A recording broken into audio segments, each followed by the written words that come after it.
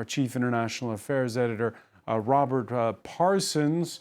Rob, the U.S. Deputy Secretary of State expressing, quote, grave concern, the United States, which has some 28,500 troops permanently stationed in South Korea. Yeah, the US is obviously very concerned indeed. You know, as you said, it has a very large military presence there. But if you look at Camp Humphreys alone, the main US military installation in South Korea, it's the biggest US military installation outside the United States, 41,000 people there, including military and civilians. But even bigger than that, obviously key to the defense of South Korea against North Korea, but even bigger than that, South Korea, along with Japan, the Philippines and the US, form a critical alliance that the United States has been working on, particularly over the last few years, to maintain a balance with China, particularly in that part of Asia. So for them, this is very, very concerning indeed. Let's cross to Cambridge, England. Peter Hahn is doctoral researcher at the Faculty of Asian and Middle Eastern Studies at Cambridge University. Peter, how surprised are you by events unfolding?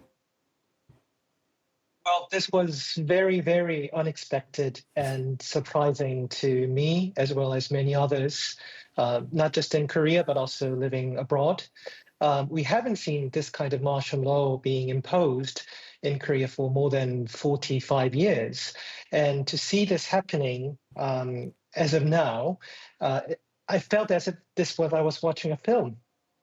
Yeah, and on top of it, there are reports of parliamentary aides staving off soldiers with fire extinguishers before that vote overturning the martial law by the parliament. The opposition leader who's come out and said that anyone obeying to the orders of the martial law is breaking the law now, and that it's invalid. So it's a confusing situation right now. It is extremely confusing. And I was just reading all the foreign media reports on what's happening on the ground level and found that even police members on the streets were very much mystified by what was happening at the moment. So this definitely has created a big confusion in South Korean society as well as its institutions. So if the police were confused, how much coordination could there have been between the president and the head of the military?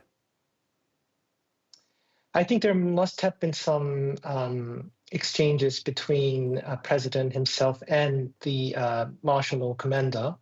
But as from the sources that I gather, this decision to declare the martial law was made out of blue. So most of the chief of staffs within South Korea's presidential office had no idea that president would actually declare the martial law. So this would have been a very, very abrupt decision for many public officials in South Korea. There's a public broadcaster quoting the military as saying martial law will be maintained until lifted by the president. Your reaction? Well, that's the gray zone here. So according to the South Korean Constitution, the Article 77 mandates that if we have the National Assembly's passing of the resolution to nullify the martial law, that comes into full effect. But it has to be lifted and declared by the president that the martial law has been lifted. So we need to see whether President Yoon Suk-yeol makes it clear that martial law has been lifted or not. But from the fact that the police and the military, who once entered the main building of the National Assembly, have now all retreated, I think it's only a matter of time to actually hear the words from the president himself that the martial law has been lifted. What did he mean when he talked about, quote, shameless pro-North Korean anti-state forces, and that was the reason why he needed to declare this? Who's he referring to? Well, he's referring to those political opponents that he faced within the domestic politics of the South Korean National Assembly. He Are they even stated, pro-Pyongyang, those opposition forces? this is my personal opinion, but I think that is a bit of a far-fetched view of what's happening within the South Korean domestic politics, because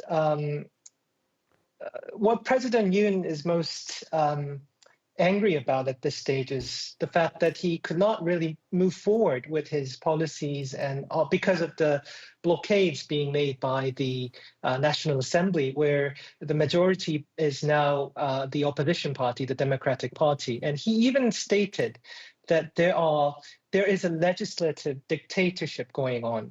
So in that sense, I think we could probably assume that President Yoon's rhetoric is a bit harsh on those political opponents that he faced within the National Assembly. If I could just a follow-on question there to what you were saying. I mean, it does seem as this is primarily, if not entirely, a politically motivated decision by the president. His legislative agenda has been completely stymied by the National Assembly.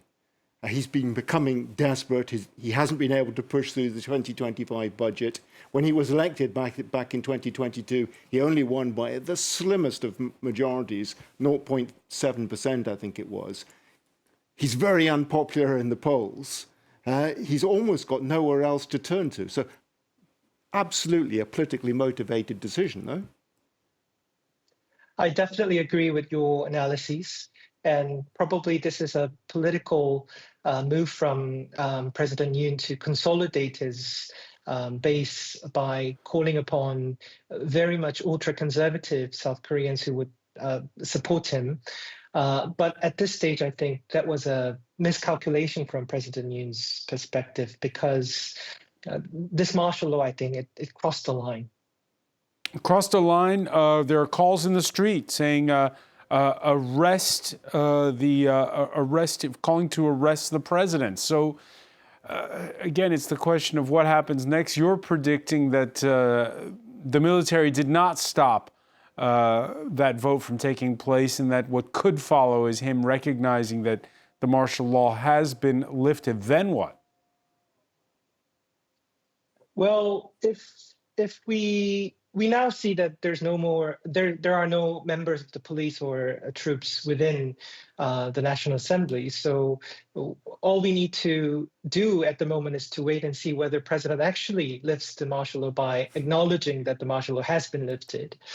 What I could say, although this is very much rapid developing scene at the moment, is that there will be growing demand from both within and beyond the National Assembly walls to see whether the president's decision to declare the martial law in the first place was a constitutional decision. And some constitutional scholars in South Korea have mentioned that the decision to declare the martial law in the first place may not be actually constitutional, because whether the current situation in South Korea can be understood as a state of war or a state of massive public disorder, I think that's very much questionable. So we'll have to see and remain and see how the opposition politicians would react to this, as well as the public opinion, how it swings. The opposition politicians, but also those of the president's party, because there seems to be confusion there too. There was a confusion, but I think the party leader, Han Dong-hoon, the leader of the People's Power Party, the ruling party, unequivocally said that this declaration of martial law is against the will of people. And he responded rather preemptively. And by making that statement, he's definitely differentiating his voice from the president's office. Peter Han, let me read you what Yoon's predecessor, Moon Jae-in, said on the social media formerly known as Twitter, saying, "I hope the National Assembly will act quickly to protect our democracy from crumbling." In 2024, is South Korea's democracy under threat?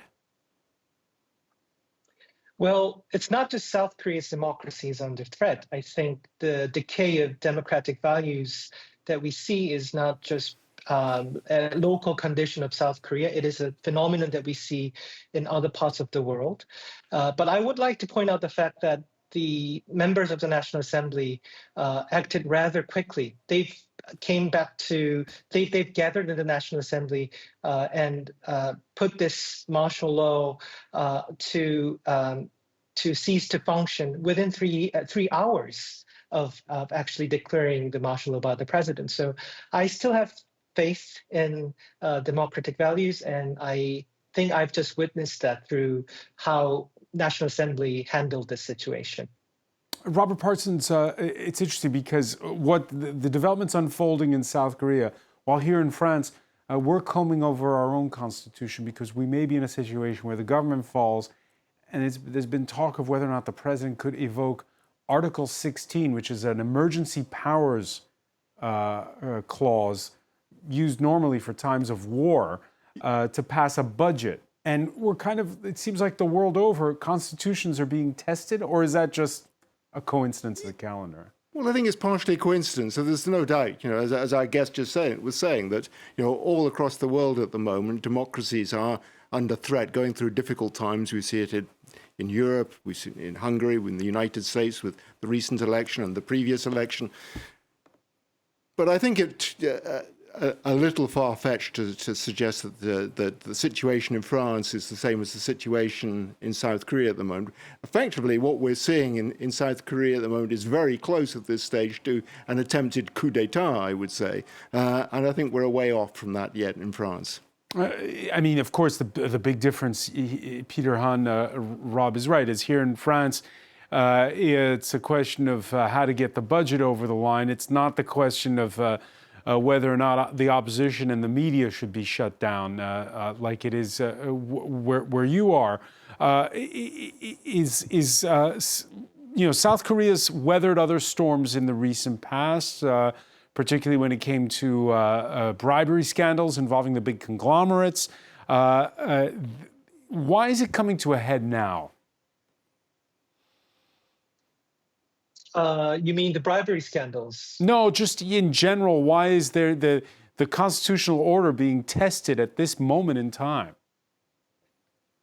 I don't know. That's what other experts say. I have no idea why this came out of blue, especially on 10:30 at night. Nobody actually knows why this happened.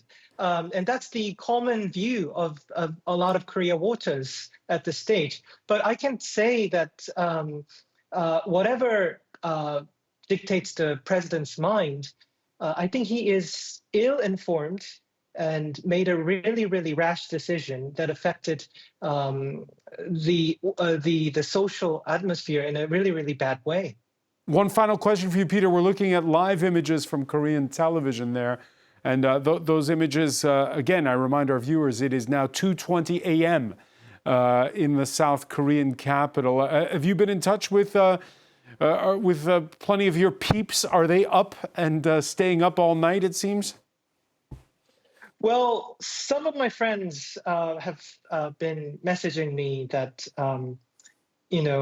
I've heard helicopter noises in Seoul, and some of my friends were just asleep and they didn't even know that this happened. And this is now case resolved within 3 hours. So that's how dynamic and unexpected the current situation is.